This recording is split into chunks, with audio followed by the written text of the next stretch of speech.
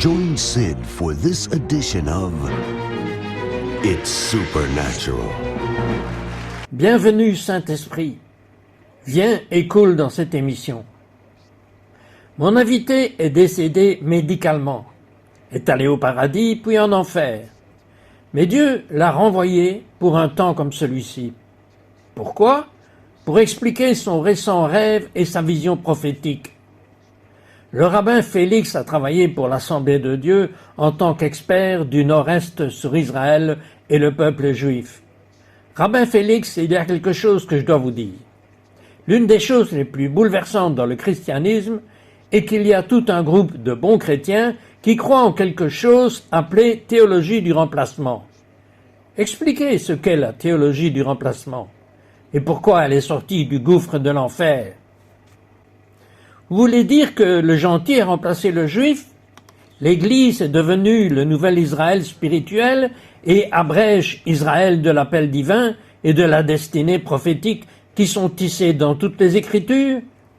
La théologie du remplacement est une théologie ou un état d'esprit ou une philosophie plutôt de supersessionnisme, ce qui signifie que les gentils et l'Église ont supplanté la personne juive, le peuple juif et Israël, et ont déplacé l'appel qui est clairement établi depuis le tout début dans la Genèse jusqu'au livre de l'Apocalypse.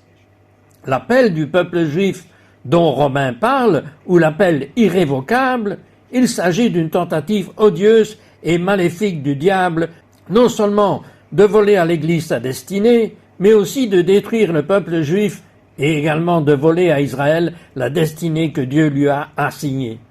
Mais je veux aussi souligner qu'il s'agit d'une attaque du diable visant à priver l'Église de la plénitude de la bénédiction et du destin que Dieu a assigné à l'Église. Car l'Église et le peuple juif ont une relation symbiotique et Israël et les nations ont une relation symbiotique. Séparez le juif, séparez Israël et vous n'aurez pas l'image complète, la révélation complète. Et j'ai partagé mon témoignage à plusieurs reprises et vous savez que j'étais l'un de ceux qui soutenaient la théologie du remplacement en raison de la façon dont mon père s'est éloigné de son judaïsme. C'est une expérience spirituelle. Excusez-moi, beaucoup de téléspectateurs n'ont pas entendu cela. C'est très important parce que le rabbin Félix a débuté dans ce domaine de la théologie du remplacement. C'est pourquoi il est si important pour lui de veiller à ce que les gens ne commettent plus cette erreur. La raison pour laquelle vous en étiez là, c'est à cause de votre père. Racontez-moi cette histoire, brièvement. Eh bien, mon père a été élevé dans la religion orthodoxe. Mon grand-père était un rabbin orthodoxe. Ils ont été tués pendant la guerre de l'Holocauste. J'ai son homonyme, le rabbin Félix Alpern. Mais lorsque mon père est venu à la foi dans la clandestinité hollandaise, il a été immédiatement endoctriné dans l'Église réformée chrétienne, qui était la théologie du remplacement calviniste, et aussi le dispensationalisme. À partir de ce moment-là, il ne voulait plus rien avoir à faire avec son judaïsme. Et le miracle de cette histoire, c'est que j'ai grandi, et c'est tout ce que je connaissais. J'étais quelqu'un qui croyait au remplacement, au dispensationalisme, à l'interprétation allégorique. Mais il y a eu une rencontre surnaturelle que j'ai eue lorsque Dieu m'a rappelé à mon peuple alors qu'il me poussait à récupérer mon héritage. J'ai déjà partagé cela auparavant. J'ai prié le Seigneur. Seigneur, j'ai besoin de retrouver les yeux de mon grand-père. Mes yeux juifs m'ont été enlevés. Et j'ai prié cette prière pendant 3 mois et demi. Et un matin, je suis allé au dimanche matin pour ouvrir la Bible et la parole de Dieu. Illuminé. Cela a vraiment surgi des pages vérité et instantanément, surnaturellement, toutes les formes de remplacement allégorique dispensationalistes ont été retirées. Et vous savez, si j'ai vu la Bible revenir dans sa plénitude, parce que la théologie du remplacement déchire des trous dans la Bible, tout comme le dispensationalisme, on ne peut pas compléter la nature. Excusez-moi, vous avez expliqué la théologie du remplacement. Qu'est-ce que le dispensationalisme ? Le dispensationalisme signifie en termes simples que nous sommes à une époque de l'histoire où Dieu ne traite qu'avec les gentils. Après avoir terminé avec les gentils, il tournera son attention vers les Juifs. Il n'y a donc aucune raison d'atteindre les Juifs, comme le fait le calvinisme, qui croit qu'il n'y a qu'un certain nombre de personnes prédestinées au salut. Et cela nie alors complètement le but même de l'évangélisation. Mais c'est une appellation tellement erronée et une vérité tellement erronée, n'est-ce pas? Je veux dire, les Juifs sont sauvés depuis 2000 ans. La vérité, c'est que nous ne serions pas ici si c'était le cas. Des milliers, des centaines de milliers de Juifs ont été sauvés au cours des siècles, prouvant que le cœur de Dieu est toujours pour le peuple juif. Le salut est d'abord pour le Juif, c'est ce que dit la Bible. Et ainsi j'ai eu la récupération surnaturelle de la vérité. Et donc Dieu a utilisé cela dans mon rôle au sein de l'Assemblée de Dieu, en exerçant mon ministère auprès des pasteurs, où nous voyons cette pensée de remplacement insidieusement, profondément ancrée. Parfois, ce n'est pas une croyance théologique pure et simple, mais cela s'est également ancré dans ce que j'appelle la pensée de remplacement, les concepts de remplacement. Et donc oui, c'est spirituel, il faut l'enseigner, mais il faut l'attraper. Avant de terminer cette interview, je veux que vous fassiez une prière surnaturelle sur chaque spectateur afin que tout vestige de théologie de remplacement soit supprimé. Ainsi, ils peuvent voir la vérité telle que Dieu l'a présentée, et non la vérité telle que quelqu'un leur a enseignée, ce qui n'était pas vrai au départ. Qu'y a-t-il de mal, Rabbi Félix, avec une solution à 2 États? Il semble que c'est la direction que prend actuellement le Moyen-Orient. Qu'est-ce qui ne va pas avec ça? C'est humaniste et géopolitique. Ce n'est pas basé sur les Écritures, c'est une solution géopolitique qui a un problème spirituel. Et la seule solution à un problème spirituel et à un décalage biblique est de revenir à la parole de Dieu et de réaliser qu'Israël a été donné au peuple juif et qu'il ne doit pas être divisé. Il ne s'agit pas d'un endroit où 2 États habitent la même terre promise géographique, si vous voulez, un territoire. Il s'agit d'une solution purement géopolitique à un problème spirituel et par conséquent, elle n'a pas sa place dans la parole de Dieu. Mais ce qui a sa place dans la parole de Dieu, ce sont les frontières géographiques exactes d'Israël qui sont précisées dans la Torah et qui s'appellent Judée et Samarie. C'est aussi juif que possible. Il me semble que tout ce que nous avons à faire est de suivre le plan. Et au fait, je ne sais pas si nous devrions le dire à voix haute, mais Israël est trop petit. Cela va devenir beaucoup plus grand avant la fin. Quoi qu'il en soit, c'est une question encore plus grande. Qu'arrivera-t-il à l'Amérique si vous jetez Israël? Je crois qu'elle perd sa bénédiction.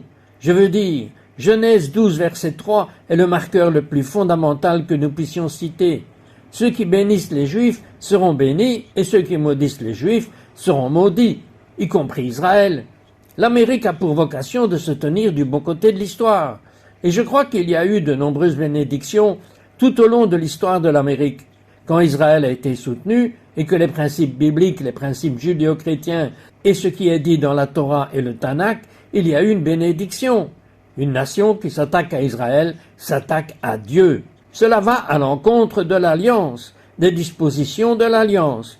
Et ainsi la bénédiction habite une nation. Et cela pourrait être politique, cela pourrait être spirituel, cela pourrait être social, cela pourrait être tout ce que Dieu choisit et nous ne le savons pas.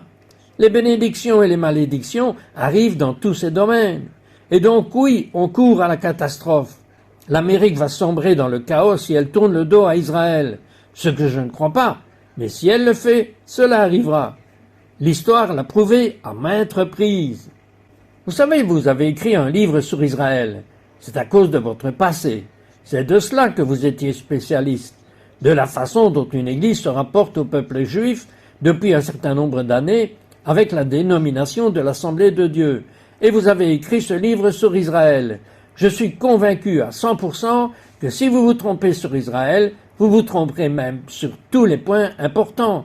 C'est comme un cancer. Cela continue à se propager. Pourquoi quelqu'un devrait-il lire ce livre que vous avez écrit? Le titre est « Restaurer les sentiers anciens ». Parce qu'il répond à 50 des questions les plus importantes concernant la prophétie, Israël, le peuple juif, et montre la relation entre ces deux parties. Et cela montre la chronologie prophétique de l'endroit où nous sommes et où nous allons. Il s'agit également d'une formation très claire et concise qui nous fait passer de l'histoire du peuple juif à son arrivée aux États-Unis, à la manière dont son parcours à travers l'Amérique et dans le monde a été béni ou maudit par les nations. Ce qui nous ramène à notre question initiale. Pourquoi l'Amérique devrait-elle se tenir aux côtés d'Israël? Que va-t-il se passer? Mais cela traite très spécifiquement de 12 distinctions d'Israël qui la rendent unique par rapport à toutes les autres nations de la terre. Israël est la seule nation qui appartient à Dieu.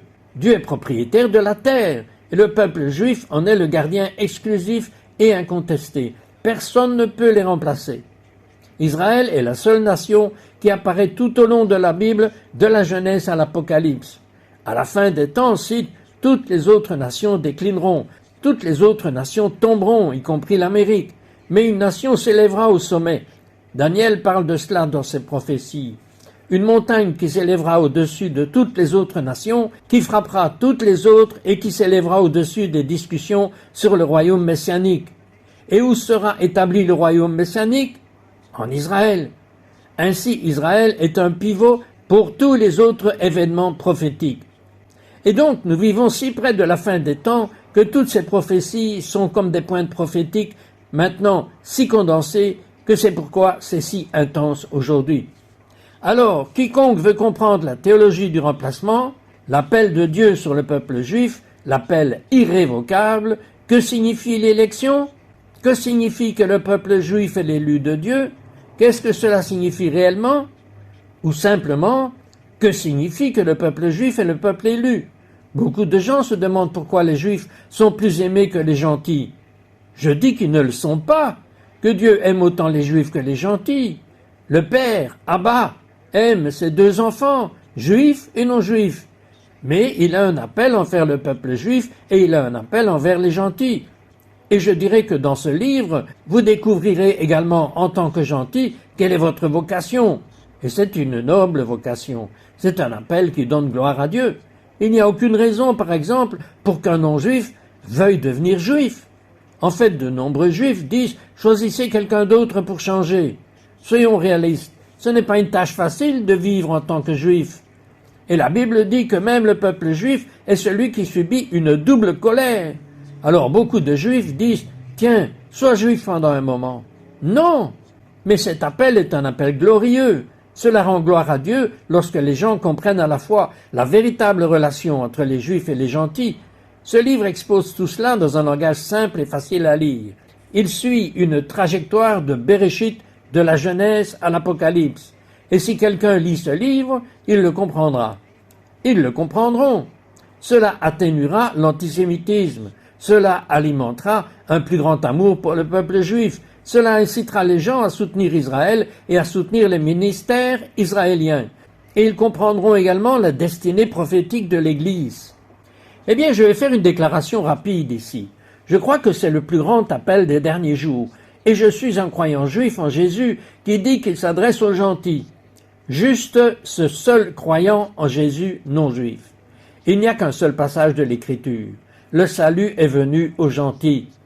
Si j'étais un croyant gentil en Jésus, cela signifie simplement quelqu'un d'une autre nation en dehors d'Israël, le salut est venu aux gentils.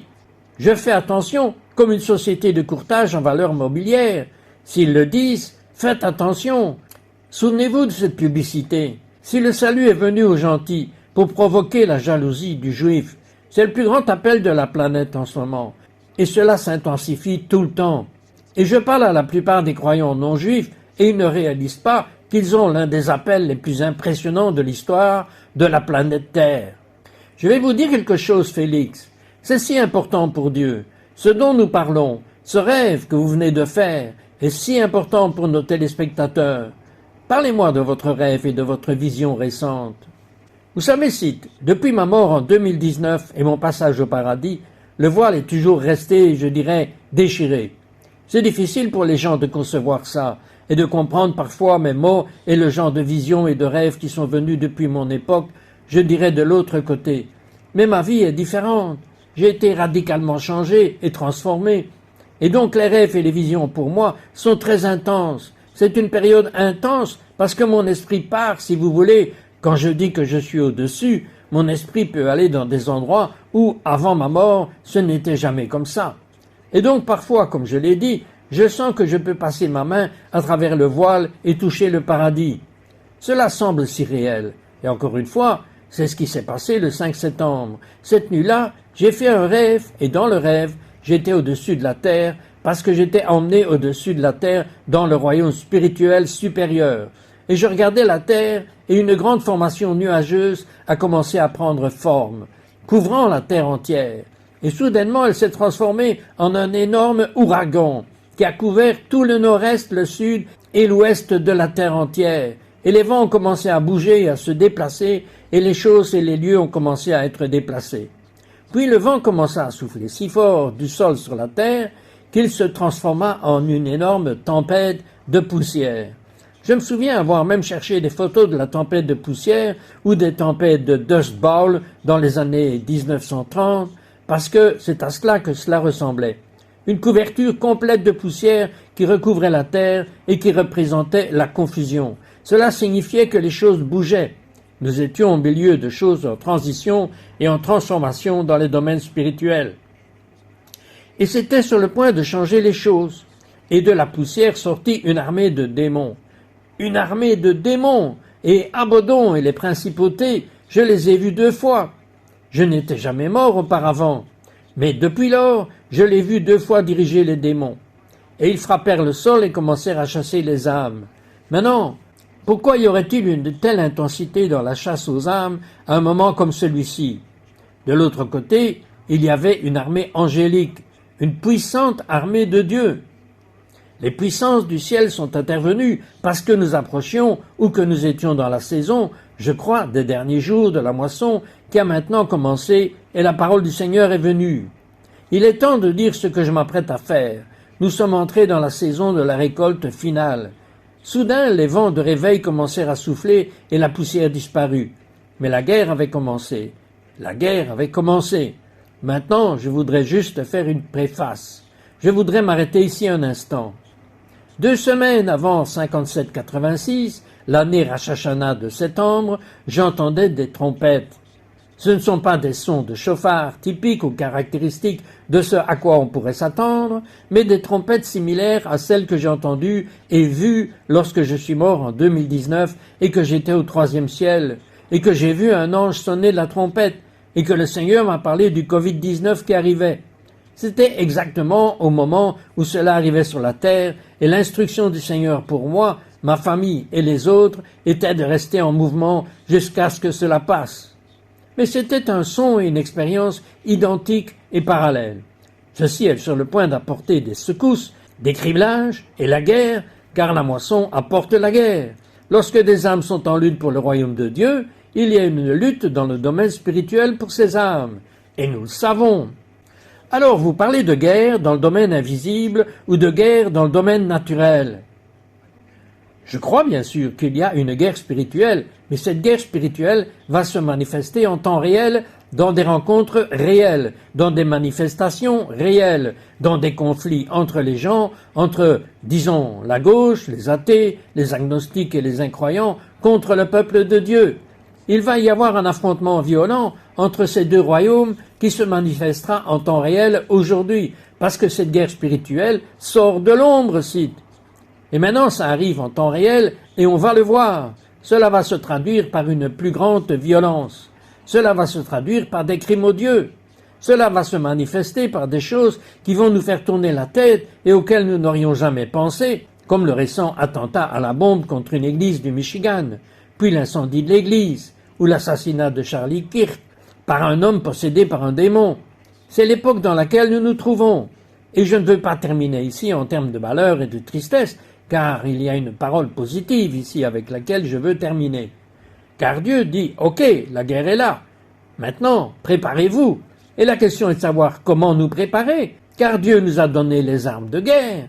Dieu nous a donné les outils spirituels qui, je crois, nous permettront de toujours avoir 2 pas d'avance sur le diable, 2 pas d'avance sur Satan.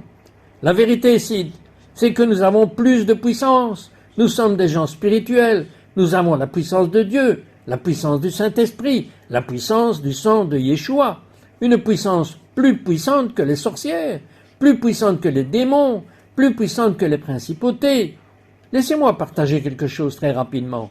Il y a quelques années, nous avons eu une réunion de prière de 24 heures lors d'une conférence. Nous avons eu des visites et notre porte est restée ouverte toute la nuit.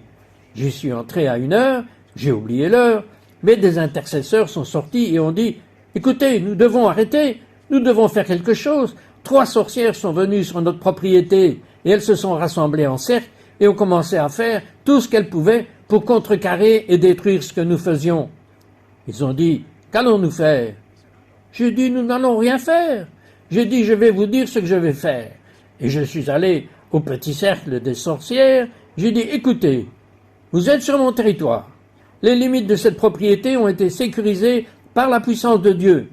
Et il y a des anges à chaque coin de rue. Maintenant, vous pouvez partir, ou tendre vos mains vides dans les airs, ou vous pouvez entrer et faire l'expérience de Dieu. Mais c'est votre choix. » Et je les ai laissées où elles étaient. Puis nous avons continué notre réunion de prière, et la puissance de Dieu était puissante et ointe. Et donc nous avons plus de puissance. Nous avons plus de puissance pour voir Dieu agir, à la fois par des miracles, des signes et des prodiges. Et écoutez, vous savez, il y a beaucoup de sorcellerie aujourd'hui. Je dirais, envoyez-moi les sorcières, et je prendrai leurs balais, je les briserai, et je les jetterai dans mon foyer. C'est ce que je vais faire. Avez-vous peur du diable, ou des sorcières, de leur puissance? Avez-vous peur de tout cela? Je n'ai aucune peur. Cependant, je vais vous dire ceci. Je n'ai peur ni du diable, ni des sorcières, ni des démons, ni de tout le monde spirituel, car où est-ce que j'ai vécu? Eh bien, j'ai été couvert de sang, et je connais l'autorité que j'ai, et dans laquelle je vis. Mais je respecte la puissance. J'ai du respect pour la puissance. Mais je n'ai pas peur de la puissance. J'ai du respect pour le pouvoir des ténèbres. Mais je n'ai pas peur du pouvoir des ténèbres. Donc il y a une grande différence. Et donc je peux l'aborder sans crainte, avec autorité, sans m'en soucier. Et je crois que, surtout avec l'assassinat de Charlie Kirk, oh mon Dieu, qui a frappé le sol comme un séisme, qui a grondé autour de la terre, et je pense que cela va susciter une génération semblable à celle... Vous vous souvenez des 70 que Jésus a envoyés dans le Nouveau Testament et qui sont revenus? Oh là là, ils sont revenus tout heureux car ils ont découvert pour la première fois, jamais auparavant les démons ne leur avaient obéi au nom de Jésus. Je vais prophétiser que nous verrons une nouvelle génération de ce type de personnes, multipliée par des millions, qui s'élèveront. Ce sera la jeune génération que nous avons vue, en particulier parce qu'elle est la plus sensible et la plus affamée spirituellement. Dieu va accomplir une œuvre puissante au cœur de ce réveil. Donc non, je n'ai peur de rien. Mais comme je l'ai dit, je respecte les choses. Cela ne me rend pas cavalier dans ce que je fais. Mais non, il n'y a pas de peur. Ok, parlez-moi de la période de 7 ans. En 57-84, j'ai dit que nous commencions une période de 7 ans. C'est ce que j'ai ressenti et vu. Une période de réalignement, de bouleversement, de révélation. Je vous en ai déjà parlé. Une année de révélation, des choses étaient révélées. Des dirigeants tombaient. Beaucoup de choses se passaient dans le corps du Christ et dans le monde. Et des dirigeants politiques étaient exposés.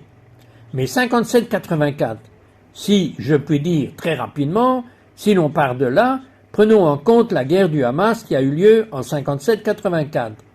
Voyez ce qu'elle a révélé au niveau national et international. Oubliez le crime odieux dont il s'agissait. Oubliez l'assaut démoniaque qu'il représentait. Oubliez que ces gens étaient des êtres démoniaques complètement possédés par les ténèbres. Mais elle a révélé l'antisémitisme national et international. C'est une année de révélation. 57-84 a été une année de révélation. Elle a révélé l'épouse endormie, l'Église endormie, peu disposée ou craintive à parler et à agir alors qu'elle aurait dû le faire. J'ai trouvé le silence de l'Église assourdissant. C'est majeur, c'était mondial. Cela a révélé une impétueuse résistance et le refus de quelques personnes, pardon de se ranger du bon côté de l'histoire. Et je ne sais pas ce que vous avez ressenti. Si, je peux vous dire que les Juifs du monde entier ressentaient la peur, la colère et l'isolement. Et cela était en grande partie dû à l'impétuosité de l'Église. Et ce que cela a fait pour moi, c'est que cela a ravivé ma propre histoire familiale, comme si c'était hier, comme si j'y vivais, comme si je la vivais. Je réalisais qu'il y a seulement une génération, mes parents et mes grands-parents ont combattu les nazis, prêts à tout risquer. À tout moment, ils auraient pu être emmenés, tous, dans les camps de concentration, et exécutés. Ils n'étaient pas paralysés par la peur. Je me souviens comment mes grands-parents ont mis en place un transport clandestin pour mettre d'autres juifs en sécurité. Cela ne m'a pas mis en colère, mais je peux déchirer mon revers de veste comme on l'a fait lorsqu'on meurt et porter un ruban noir. J'ai ressenti ce chagrin pour l'Église que j'aimais tant. Car, écoutez, vous savez que je suis lévite, et je peux vous dire que j'ai toujours eu un cœur pour le sanctuaire de Dieu. Et j'ai toujours une passion pour la maison de Dieu, pour la sainteté de Dieu. J'ai déchiré mes vêtements en réalisant leur réaction face à leur incapacité à se ranger du bon côté de l'histoire. C'est l'année 57-84 qui a englouti le monde entier. Ce fut une révélation sans précédent. 57-85, une année décisive. Donald Trump remporte les élections, il bouleverse la politique. Vous savez, on repense à l'aventure du Poséidon, l'un de mes films préférés, où une vague scélérate s'abat sur un navire et soudain, tout le navire est sans dessus-dessous.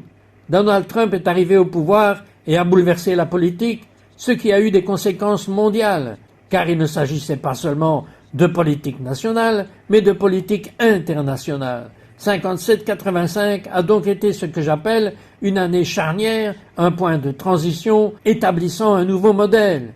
Mais 57-86 marque le début d'une moisson, et comme je l'ai noté, une période de guerre.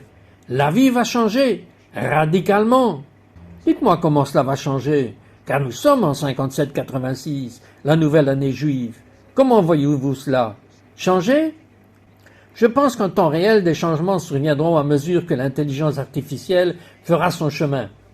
Bienvenue chez vous. Elle sera présente dans tous les quartiers. Elle s'intégrera à la vie, supprimant des emplois, bouleversant les économies. Mais Dieu apporte aussi sa gloire.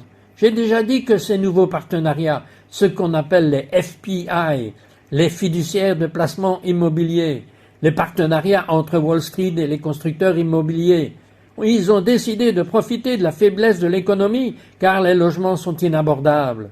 Ils vont donc construire des millions de logements locatifs, inaccessibles à l'achat, ce qui, je crois, endettera la génération suivante. Et c'est important, car la Bible dit que Dieu veut que les gens soient économiquement libres et ne vivent pas sous cet esclavage. Le coût de la vie va grimper en flèche. Vous savez, j'appelle 1000 $ le nouveau billet de 100 $, n'est-ce pas? Vous avez remarqué? 1000 $, ce n'est rien aujourd'hui. C'est comme le billet de 100 $ était. Je crois donc qu'entre les politiques économiques, l'inflation et les événements qui vont se produire cette année, la pression sur les gens va s'alourdir de plus en plus. Et de là, premièrement, une récolte sera récoltée, car les gens commenceront à prier le Seigneur comme jamais auparavant. Dieu devra aider les gens plus que jamais. Personne n'enseigne aux gens comment survivre aux derniers jours, si. On parle des derniers jours, mais vous savez, survivre aux derniers jours est très pragmatique. Cela exige une compréhension spirituelle, un enseignement biblique, un discernement spirituel pour qu'une génération entière soit à l'abri des dommages collatéraux de la fin des temps. Et je pense que c'est un sujet dont peu de gens parlent, et je ne crois pas que les dirigeants les y préparent. Et je le dis ainsi. Si les dirigeants ne vous enseignent pas comment vous préparer à la fin des temps, un plan pragmatique, étape par étape, par le Saint-Esprit et par les Écritures, alors je vous dis que vous devez le faire. Je dis aux gens, sortez de vos dettes, sortez de vos dettes, vivez plus simplement, vivre plus petit, c'est vivre plus grand. Vous savez, je ne dis pas ça de quelqu'un qui n'a jamais vécu cela. J'aurais pu être millionnaire en quittant ma carrière, et j'ai décidé de suivre le Seigneur. Et il m'a dit, liquide ta retraite, liquide ton compte d'épargne, donne-le au ministère. Je veux que tu redescendes à 0, car je veux te guider comme Moïse. J'avais environ 40 ans. Je venais de construire. Laissez-moi vous expliquer quelque chose. Dieu vous a dit de faire cela, car Rabbi Félix l'a fait. Vous ne le faites que si Dieu vous le dit. Oh mon Dieu, oui, le Seigneur nous a donné des instructions précises. Et c'est pour que nous puissions montrer la voie, que lorsque nous l'enseignons et le prêchons, nous ne le faisons pas de la bouche d'une personne qui l'a suivi et qui comprend maintenant la puissance d'une vie plus simple. Écoutez, j'ai même quitté la sécurité sociale, ok? Peu de gens feraient cela. Quand le Seigneur nous a dit « sortez du système », je me suis plongé à corps perdu et j'en suis sorti pour pouvoir témoigner de la façon dont Dieu nous a sauvés. Rabbi Félix, J'aimerais que vous priez une prière surnaturelle en cette période de repentance que Dieu a appelé le peuple juif à observer. Mais c'est si merveilleux. Vous vivez dans la repentance instantanée. Priez pour nous. Si vous êtes ici à m'écouter, à regarder cette émission, je sais que votre cœur a été vivifié. Je sais qu'il y a quelque chose qui monte en vous. Un soupir, un désir de connaître Dieu et la vérité. Pas seulement de vous repentir des péchés que vous avez commis, car la Bible dit que nous avons tous péché et sommes privés de la gloire de Dieu. Être pécheur ne vous rend pas unique. Être pécheur fait de vous le candidat idéal pour que le sang de Jésus couvre votre vie et que vous entriez dans le royaume. Et une fois entré dans le royaume, quelque chose de surnaturel se produit. Soudain, vous voyez les choses différemment. Vous voyez la parole de Dieu différemment. Vous entendez différemment. Vous entendez la vérité de Dieu. Et soudain, cela ne résonne plus dans votre esprit comme une pensée intellectuelle. Maintenant, c'est profondément ancré dans votre cœur. Et c'est le temps de la repentance. Pas seulement parce que c'est le temps juif de la recherche du Seigneur. Et nous nous présentons contrits devant Dieu. Mais nous entrons dans une période tumultueuse et difficile pour ce pays. Les gens diront, vivons-nous les derniers jours? Et nous savons que nous vivons les derniers jours. Je suis mort en 2019. Je ne savais pas que j'allais mourir. On ne peut pas prévoir cela, n'est-ce pas? Où que l'on soit, on peut mourir demain. On peut mourir avant la fin de cette émission. Savez-vous, vous passerez l'éternité? Saurez-vous qu'au moment où vous fermerez les yeux, au dernier souffle, votre esprit ira dans la gloire de Dieu? Je veux donc que vous posiez la main sur votre cœur et disiez, Jésus, pardonne-moi mes péchés. Fais de moi un enfant de Dieu. Amène-moi dans ton royaume maintenant, aujourd'hui. Car la Bible dit, car maintenant est le temps de ton salut. Il est également dit de le chercher pendant qu'il peut être trouvé. C'est maintenant le moment de chercher le Seigneur, car le moment est venu. Et je veux parler à ceux qui ont été élevés dans la théologie du remplacement. Professeur, doctorat, peu importe, quel que soit le degré. Si la théologie du remplacement s'est installée dans votre théologie, dans votre pensée, que vous croyez que l'Église a remplacé Israël, que le chrétien gentil, est devenu, entre guillemets, le juif spirituel et que l'Église est devenue l'Israël spirituel, en d'autres termes, coupez l'olivier à la racine et il n'existe plus. Je veux prier avec vous en ce moment. Si vous savez que c'est mal, parce que vous voyez, je savais que c'était mal, je savais que c'était démoniaque, je le savais dans mon esprit, mais j'avais besoin que cela change mon cœur et mon esprit. Et donc, la première étape est de savoir que c'est mal, peu importe votre niveau d'éducation. Je me fiche de votre éducation. Vous êtes peut-être le leader de la plus grande dénomination du monde. Si vous croyez à la théologie du remplacement, vous croyez à un mensonge démoniaque, et vous vous retrouverez du mauvais côté de l'histoire, mon ami. Je le dis par amour. Et donc, si c'est vous, je veux que vous tendiez la main vers l'écran, et je veux que vous vous connectiez à nous, et je veux que vous me regardiez dans les yeux, et je veux que vous entendiez mes paroles. La théologie du remplacement est démoniaque. Il n'y a pas de théologie dans la Bible. C'est une fausse interprétation qui a aveuglé les yeux de millions de personnes de génération en génération. Et donc la première étape est, au nom de Jésus, je te demande de me donner les yeux pour voir la vérité. Que tu me montres de manière surnaturelle, par la puissance du Saint-Esprit, le plan complet de Dieu du début à la fin, et me montrer comment Israël, le peuple juif, fait partie de ton plan divin. Je veux que vous vous repentiez également parce que vous venez de vous en rendre compte. Le fait que vous priez cela avec moi, vous êtes déjà convaincu. Il y a quelque chose qui ne va pas dans le nom de Jésus. Je me repens de cette croyance de remplacement. Je me repens de cette illusion et de cet enseignement, parce que beaucoup de gens reçoivent cet enseignement, n'est-ce pas? La théologie du remplacement est ce qui vous a été donné. C'est enseigné dans les universités, c'est enseigné dans les églises, et les dirigeants sont le produit de cet environnement. C'est faux! Il faut le couper à la racine. Et donc, au nom de Jésus, je prie pour la révélation. Je prie pour que l'onction de ces paroles entre dans le cœur de chaque personne pour l'abattre comme une hache à la racine d'un faux arbre. Et que le Seigneur vous suscite la vérité, que vous émettiez la vérité absolue, au nom puissant de Yeshua. Amen et Amen.